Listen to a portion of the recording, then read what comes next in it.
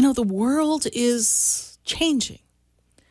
And everything that's changing is realigning how we connect with each other, how we express ourselves, and even what some of our beliefs are. We've all been asked to dig down and understand our personal beliefs.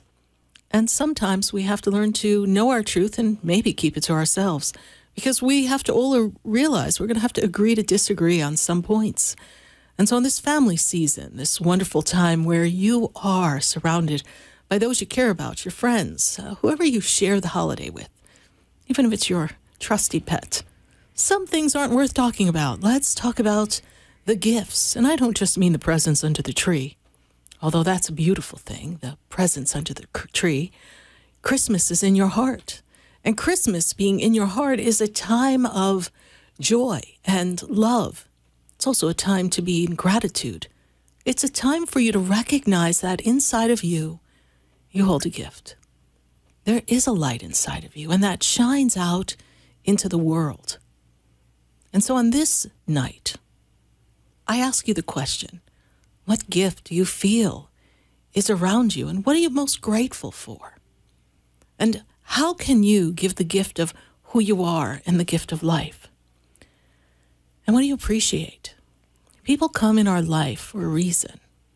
Not everyone can stay for all the seasons and all the years, but every person who comes into your life, they bring a gift of wisdom, a gift of teaching, a gift of connection, a gift of conflict, so that you can learn from the conflict. Sometimes people come in our life so that they can be a mirror of the things we need to recognize about ourselves. People come in our life to be that kind stranger. I've always been so appreciative of the kind strangers who've stepped in my path that actually are responsible for where I am today. People who saw things in me that I didn't know were possible.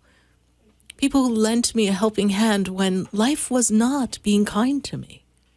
We've all had those moments. And when all else fails and humans didn't step forward, then I always knew that God would intervene. But maybe I didn't always know that. Maybe in my soul I knew that. Maybe in our souls we all know that. But there was a part of me I don't think recognized that that was possible until life kind of took that turn. And I really needed to get on my knees and raise my hands up and surrender and say, I can't take it anymore. There are things I don't understand, I cannot bear. I don't know which way to turn. And I need assistance. I need help. And I sent up a big SOS several times in my life. And sometimes I think that the universe wants us to surrender our control, surrender our egos, surrender our need to know that it has to be the way that we think it should be. The universe is waiting for you to be open, an open vessel so that the waters of life can flow through you, filled with the harmony and the blessings and all the gifts that it has to offer. And many of us miss the gifts of life because we are busy looking at what isn't working or what we don't have or how we're not being validated or being seen or heard, or how we didn't get the job that we wanted, or maybe that the finances are not where we needed them to be, or perhaps we have an affliction, an emotional affliction, a physical affliction. And so we're looking out into the world and feeling like our life isn't measuring up to what appears to be. As much as we all may wish at times life could be one big Hallmark movie, it doesn't always work that way. Because we create the resistance. The universe will always give you that happily ever after.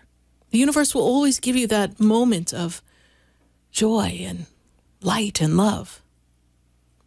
But the universe is always waiting for you to say, I am open, I am receptive. And in this moment of now, in my heart, I feel the energy of the universe is there for me. And as you step into the gifts of life, remembering that each one of you is a unique gift that has been brought into the world to express your individuality, your personality, the gift that defines you. And many of us don't have the opportunity to step into that till later on in life. Some of us are fortunate. They grow up and they know they want to be a baseball player or a basketball player, and they step right into it. And life just works. But some of us, a great deal of us, we have to go through life's experience to discover ourselves. Sometimes they call it that midlife crisis, when you suddenly don't care what anybody else thinks and you're going to do what you want to do for you and heck with everyone else. Well, in that moment of time, when we recognize that life is a gift and that we are important and what we want is important and how we want to live our life can be solely created by us feeling that we're worthy and allowing ourselves to be this vessel of love and light so that things can fall into place in the divine time. Humans, we're impatient. We don't like to wait. Humans, we don't like the word no. We want it now. And, well, commercials for burgers have told us we want it our way. I want it my way. Frank Sinatra said, I did it my way. And many of us feel like we have to do it our way. But if we look at the gifts that life brings upon us, the people, the conditions, the stories, the experiences, these moments, they give us the opportunity to take the universal gifts and find them and see them and experience them and embrace them and to dance freely in them and see where they take us. Like taking your raft on the river and just knowing it's going to take you and that you have the ability to control it, but for a while you're just going to let it bring you down the river and just flow. And while you're in this river stream moving forward ever so gracefully with a couple of waves that come up from underneath and you feel the swells of water lift you up and you look around. And in that moment, as you see the beauty around you, you're fully engulfed in nature and the flow.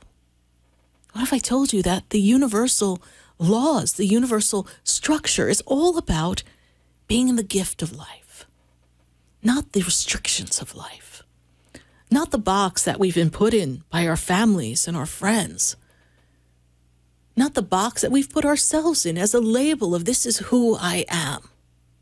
And for many of us, who we are is the story of our wounds, who hurt us, who didn't listen to us, who, well, we all have those stories. The stories of what didn't work. But at the end of the day, who was there for you? And who was the leg up and helped you, whether it's through their words, their actions, maybe just their presence, maybe just the beauty of who they are and the magnificence of that experience and feeling it and appreciating it. We don't walk alone. And we can choose. Do we walk with those who are wounded? Do we walk with those who are in the path of dissatisfaction, sabotage, criticism? Or do we walk in the path of light and harmony? And that doesn't mean that because you've picked a path, it always has to be that way, because life does throw those curveballs. But you can choose to put yourself on a path that embraces the beauty that the world has to offer. I know much of the world has not been focusing on the beauty. We've been focusing on what's wrong and what's not working and what's broken and disease and malaise and suffering and loss and restrictions and division, separation, isolation. These were the words of 2020 and 2021. But even in the darkness, in the darkest nights that we all shared in this experience of what is really not just 1 year, but 2, maybe 2.5, there was much leading up to it. In this moment of dissatisfaction, in this moment of fear, in this moment of uncertainty, even there's a gift. There's a gift of knowing that you're not alone. even if you felt alone, even if you were removed from everyone, there's a knowing inside the soul that says you're not alone. And just your breath of life that you breathe in your room all by yourself during the darkest and most difficult times for humanity of late, your breath counts. Interesting, the disease attacks the breath, takes the breath of life from us. But it is with that same breath of life that you can speak your miracles. You can speak your intentions. You can speak into the universe to make a shift, to speak words of gratitude, to speak words of appreciation of self and all that's around you, and to speak words that are different than the narrative that is out there. If it doesn't feel like you can take it anymore, then begin. And if we all do this as we transition from 2021 to 2022, if we all focus on speaking the words of what is beautiful in the world and what is beautiful within self and what's beautiful that you recognize in others, if we begin to shift our awareness on not what we dislike and what doesn't work and what's broken and what's diseased, and we focus on the gifts that each person brings to the world, even in some of their off-color or rough ways, there's still a gift in their uniqueness and their authenticity. There's still a gift and something that is maybe dissatisfying to you because it gives you a clue of what you don't want or how you don't want life to be. And so it points you a little more to the direction of what you choose to manifest. You see, life is a journey that is filled with gifts. It's really how we choose to look at it. So earlier today, the world took a turn because we took this step into the solar eclipses coming to the end, the lunar eclipses coming to the end. We're closing out some cycles. And we stepped upon the winter solstice when everything gets dark and cold. Even the bear steps in to hibernate, yes?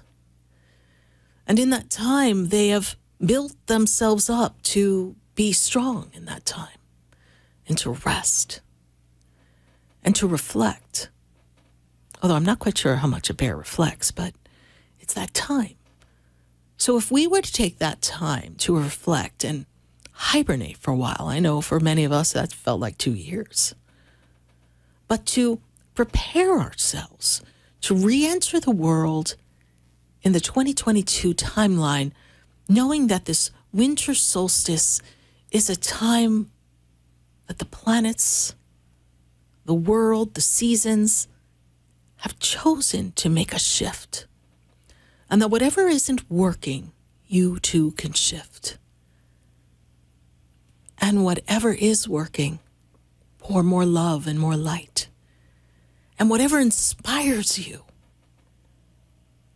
speak the energy of what it is you wish to accomplish. And hold the vision with the certainty that somehow, even though you don't know how, that gift will come. It's like the magic of Christmas, the magic of the holidays, the magic of a little one who makes their list. When they're young, they dictate it to their parents.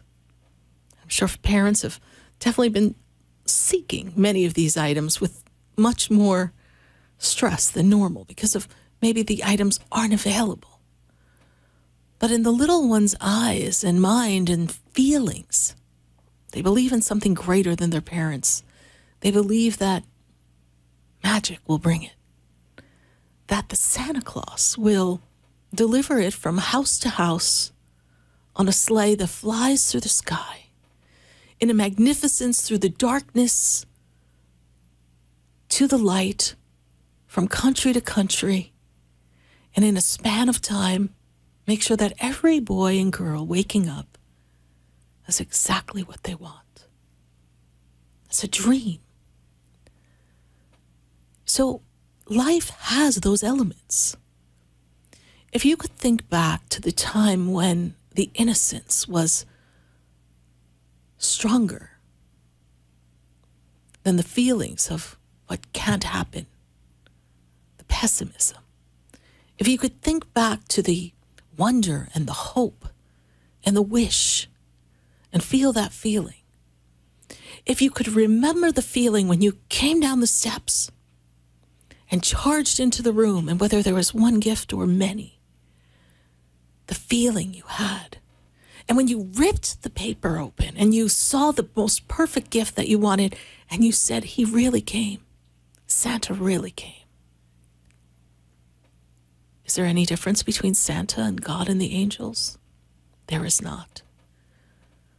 But the willing parents, the able parents, in whatever way they could, being the vessel of light and harmony, holding the vision of the child's dream, allows the river of life to flow through them, and somehow they would manage to put something under the tree and make it the most spectacular array, even if there barely was enough to eat. Because they too, in that moment of a child's dream, they decided to believe. Don't let the 21 and even the 20 of the years that have come by rob you of your ability to dream, separate you from the gift of who you are and the gifts that are yet to come. For you alone have that inspiration, that childlike wonderment that holds the vision somewhere down deep in your soul. So disconnect from the things that rattle you, disconnect from the people that trash things and disrupt your peace. Disconnect from your beliefs and your need to be right and control and direct how things have to be. And just allow the magic of Christmas and the holidays to flow through you. Be the vessel on the water where the river runs free and takes you to this great vast opening where anything is possible. And remember your gift. Everything is a gift. No matter how great or small, each moment is a gift.